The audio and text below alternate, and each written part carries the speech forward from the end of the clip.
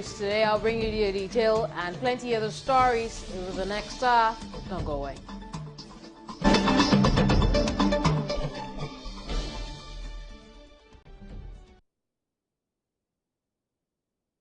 Hello again. This is News Today. My name is Atani Delali Emmanuel. Now, President of Ghana and ECOWAS Chair John Dramani Mahama has implored colleague leaders to redouble their efforts to improve the living conditions of citizens.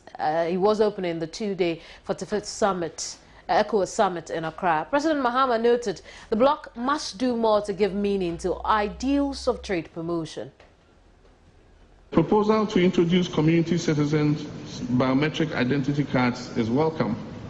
Its biometric features should make it easy to carry out any quick verification or identification of any person anytime and anywhere in the sub-region. As registered ECOWAS community citizens, our people should be able to move freely in West Africa and enjoy all the opportunities opening up in our member states. Let me take the opportunity to thank all who are involved in efforts to bring peace and stability to our sub-region.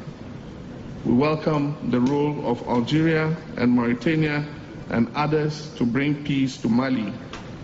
We acknowledge the increased cooperation from Cameroon and Chad to defeat the Boko Haram scourge in northeastern Nigeria.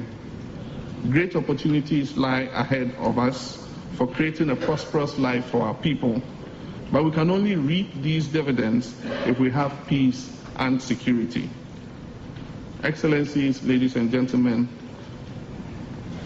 as I conclude, I wish to express our deep concern about the unprecedented outbreak of Ebola in 3 member states of our community. Experts have stated that in less than 6 months, the disease has claimed the lives of almost 500 people. While commending the World Health Organization, Doctors Without Borders, and other relevant international organizations, as well as our own health practitioners for the efforts they have made to try to contain the spread of the disease, I wish to call for the contribution of urgently needed resources to speed up the containment effort. We must scale up our efforts and power to defeat this deadly disease. We must exercise vigilance and caution and avoid any panic or misinformation. I also wish to challenge our national and regional medical research institutions to intensify efforts aimed at finding a cure or vaccines for diseases such as Ebola. Excellencies, ladies and gentlemen, our West African sub-region holds great potential for the more than 300 million people who live in it. Their hopes and aspirations can get a boost from the crucial discussions and decisions that we are about to undertake here today. They look up to us to help them realize their dreams. Our people want us to provide rapid and sustainable economic development, peace and security, and overall improvement in their lives. These are noble and attainable aspirations if we work together. Let us recommit ourselves to the task of building an integrated West Africa that is full of opportunities and delivering on the promise of better days and better lives for our people. Also at the opening, President of the ECOWAS Commission, Kader Desire Udrago, also briefed leaders on work done by the bloc on issues bordering ECOWAS over the last few months. Despite the giant strides, we are still confronted by major challenges in our pursuit of the well-being and harmonious development of our citizens in an atmosphere of peace and security. The discussions you will soon engage in will undoubtedly enable you to show, as always, the path to tread towards consolidating our attainments and making further progress. I allude here to our continued fight against drug trafficking, organized crime, violence in general, and terrorism in particular, in the light of the conclusion drawn from your extraordinary summit of 30th May 2014.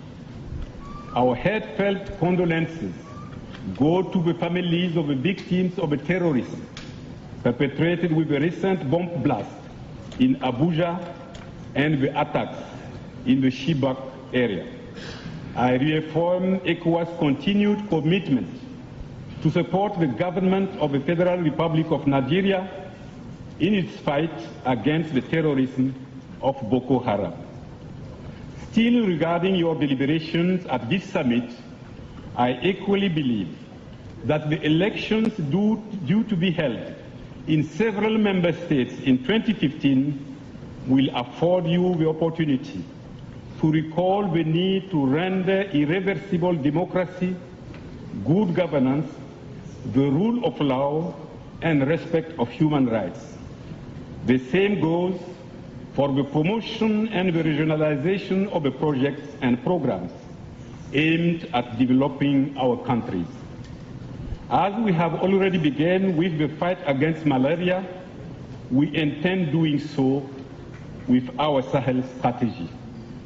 Furthermore, I am of the view that without delay, we need to look into ways and means of raising the rate of volume of trade among member states to match our ambition for integration.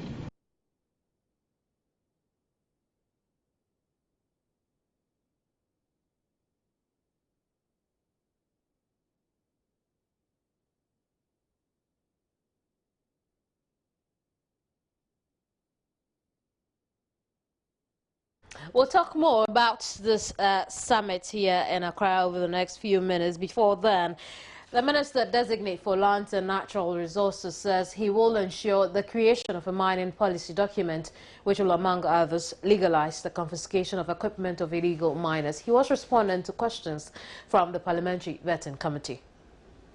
The former GBA president says he will ensure the ratification of mining concessions by Parliament before the commencement of operations by any licensed concession. On land litigation, he says he will decentralize administrative processes of the Lands Commission and re-engineer the land documentation process. Will you recommend, if given the nod, or will you push for a policy to be adopted by government to allow public officials to buy state bungalows and lands in which they reside to perform their public duties?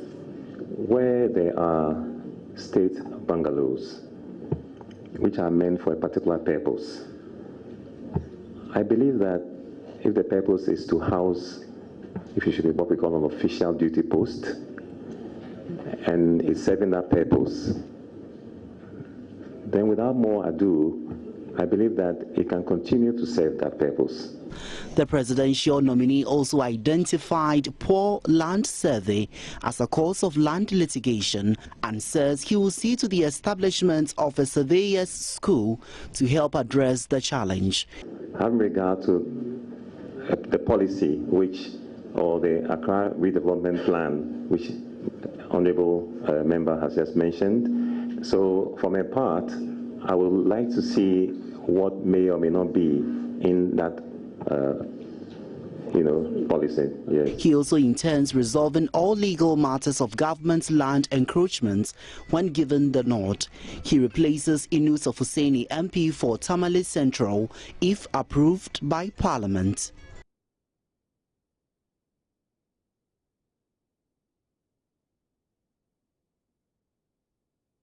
Now, the University Teachers Association of Ghana has warned it will be compelled to join striking polytechnic teachers if government fails to pay the book and research allowance for the 2014-2015 academic year. President of UTAC, Dr. Samuel Furibekwe, told Rowan Walker on the AM show they have been angered by comments the Deputy Minister in charge of Tertiary Education, Samuel Okudzeto-Ablakwa, made that government did not owe lecturers any research and book allowance. Well, it's not just because of the book and research allowances. It's because of the tools that we need to work with. If you employ somebody to do something for you and you don't provide the person with the tools, you don't expect the person to do the work. That's exactly our position. We've been haggling over this for a very long time. We started in December when the government came out with an announcement that they are going to replace the book and research allowances with the National Research Fund.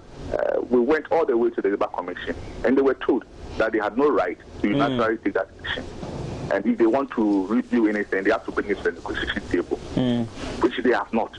So the status quo ante have to remain. They have to pay as the book and research until the time that both parties sit down and negotiate for the way forward. And that's what they are refusing to do. We told them to pay the 2013-14 academic book and research allowances. And then we will now open negotiation for the way forward, because we also have our own proposal that we will bring to the table. And they refuse to do that. So the Labour Commission now directed that then we should go for arbitration on the issue. Whilst waiting for this arbitration to come, only for the deputy minister to come and say that they don't owe us anything because they usually pay the money in September. This is a complete falsehood.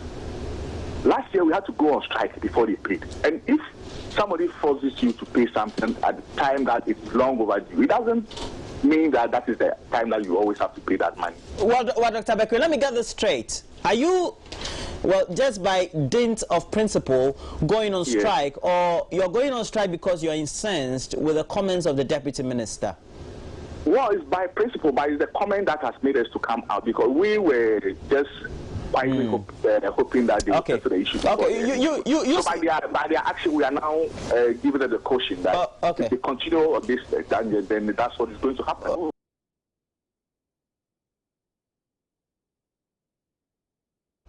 Now let's go back to our earlier story on the 45th ECOWAS summit underway in Accra. You recall the President Mahama noted the bloc must do more to give meaning to ideals of trade promotion while they redouble their efforts. On the other hand, President of the ECOWAS Commission, Keita Desire Udrago, has also briefed leaders on work done by the bloc on issues bothering ECOWAS over the last few months. But the question is there a story to tell? Is that story palatable? Alimu Diallo is with the West African Network for Peace Building. He's regional coordinator, and hopefully he would help us find an answer to this question. Hello, Alimu. Yeah, hello. When it comes to strides achieved by ECOWAS over the last few months, as far as challenges faced by the bloc is concerned, what story is there to tell? Well, there are so many stories to tell. If you look at the effort at ECOWAS did to stabilize countries that were fragile, especially Guinea-Bissau, which successfully organized their presidential and parliamentary elections, and now they have been readmitted into the Committee of Nations. I think that's a positive story to tell.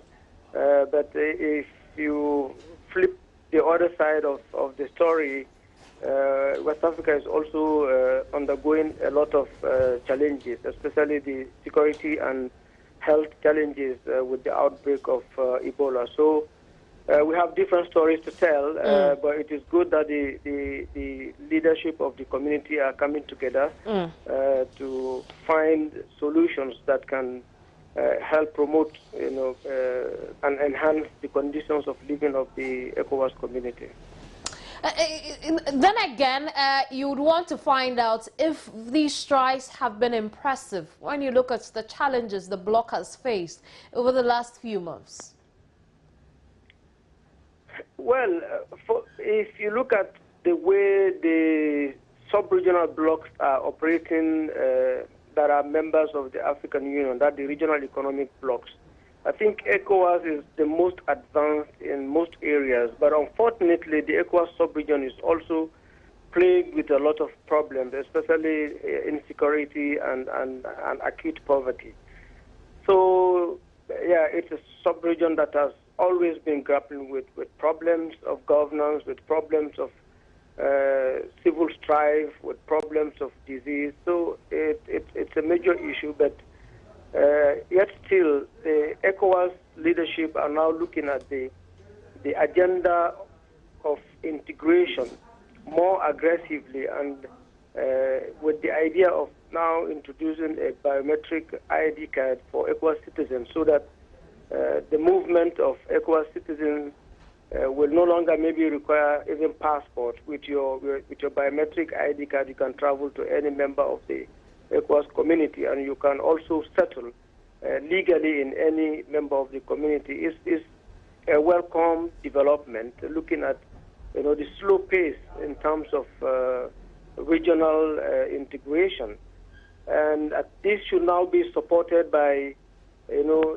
development of infrastructure that can also accelerate the economic front, because the ideal, the proponents of ECOWAS, we are looking at how to drive the economic integration of the community and promote growth and development. But that is now lagging.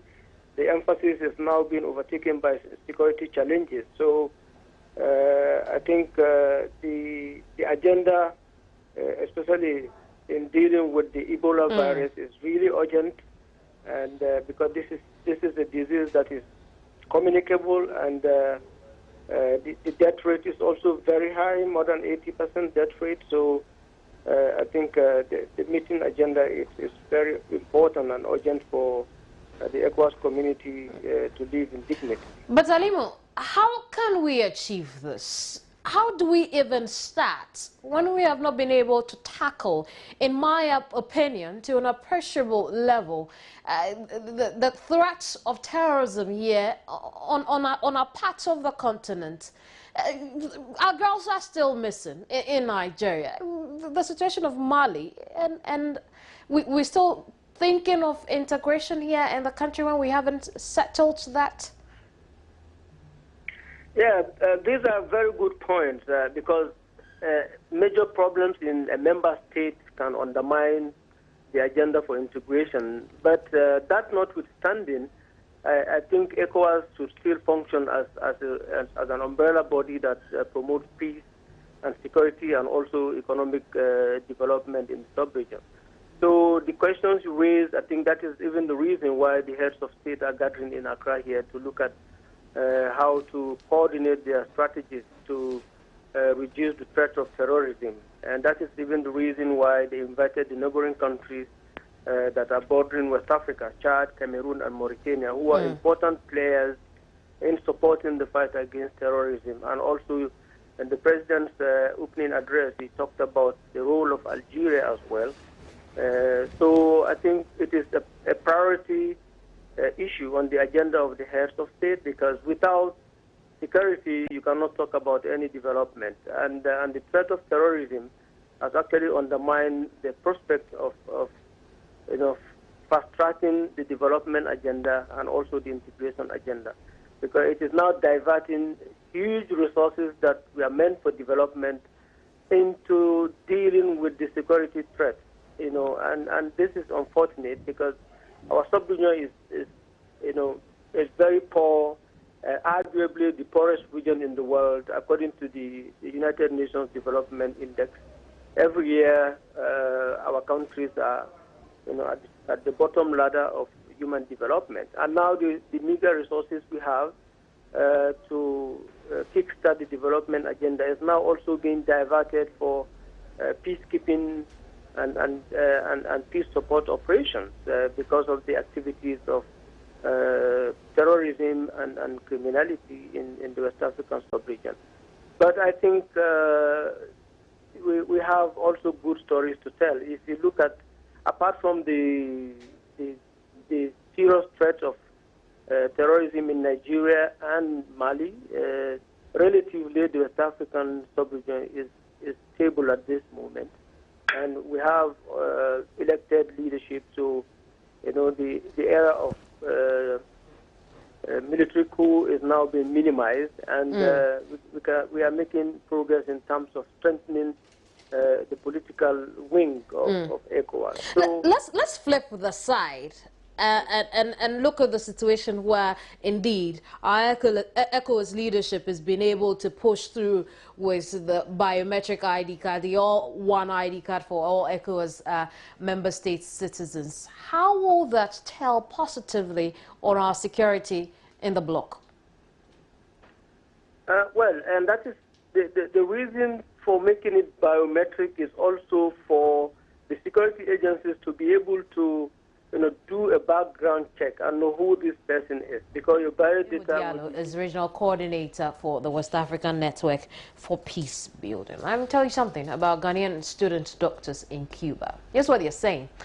They say the non-payment of their upkeep money by the government of Ghana is making their stay and study in the country unbearable. One of the stranded students who spoke to Joy FM's Super Morning show earlier today said some of them have been compelled to sell their clothing to survive.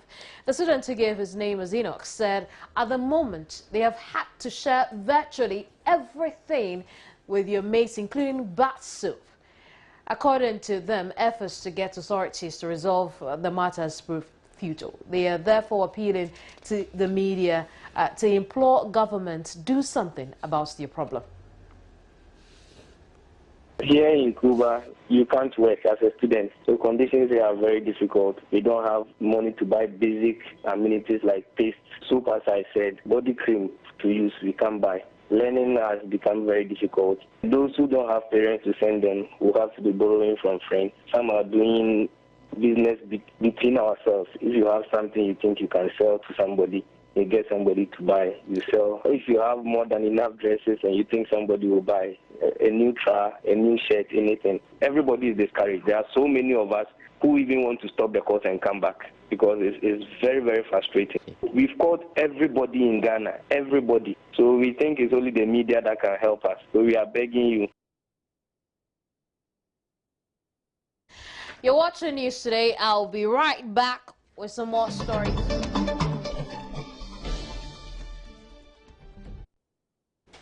Let's talk business now here on News Today. And cocoa farmers would, in the coming months, receive payments for their produce via eSwitch. The Ghana Interbank Payment and Settlement System is spearheading this after discussions with cocoa boards. The initiative is expected to enhance and revolutionize I hope I got that right, the purchasing process in the cocoa industry. According to Gibbs, the eSwitch mode of payment should also minimize challenges faced by the farmers, such as loss of their monies in the use of physical cash. The CEO of Gibbs, Archie Hesse, says all is set for a smooth implementation. The initiative is part of moves by Gibbs to encourage the use of electronic transactions and thereby achieve the country's aim of developing a cash-light economy.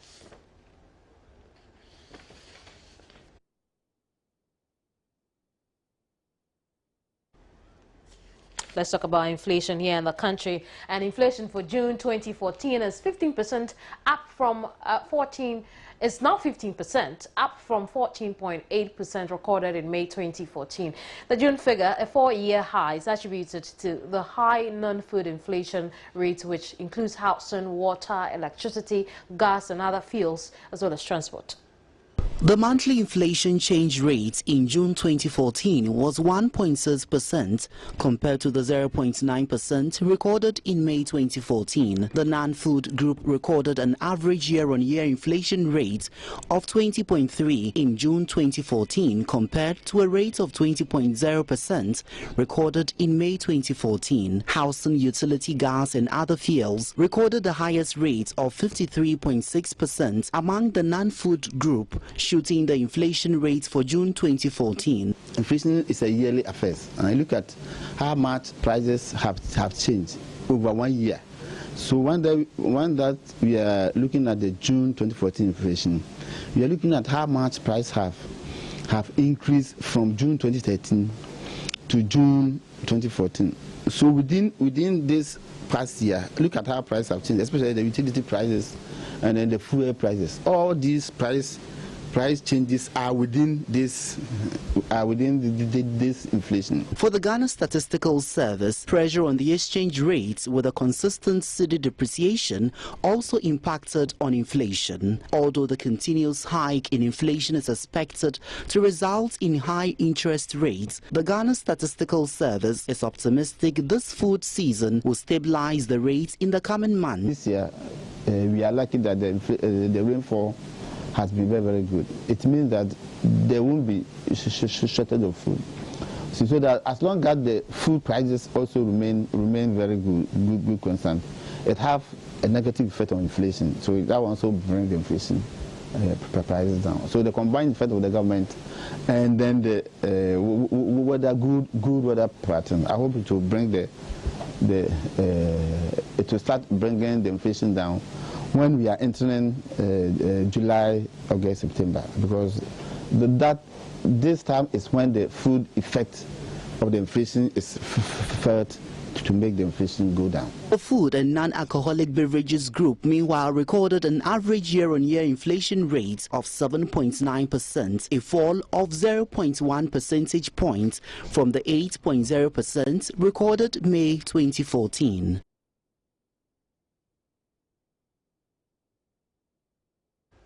Nine African countries, including Ghana, have been chosen to receive funding and operational support from the Climate Investment Fund Scaling Up Renewable Energy in Low-Income Countries program. In their final decision, the SREP subcommittee agreed that it will provide up to $300,000 for each country to undertake development of an SREP investment plan. The countries were selected at the semi-annual Climate Investment Fund's governing body meetings held June 25 to 28 in Montego Bay, Jamaica. The 9 African countries are Benin, Ghana, Lesotho, Madagascar, Malawi, Rwanda, Sierra Leone, Uganda, and Zambia. This increases the number of African countries piloting CIF climate-smart investment plans to 25, nearly half of all 55 countries in sub-Saharan Africa. The African Development Bank, one of the CIF's 5 implementing agencies, worked with the countries to garner the support and will serve as implementing agency for the countries as they develop their new CIF investment plans.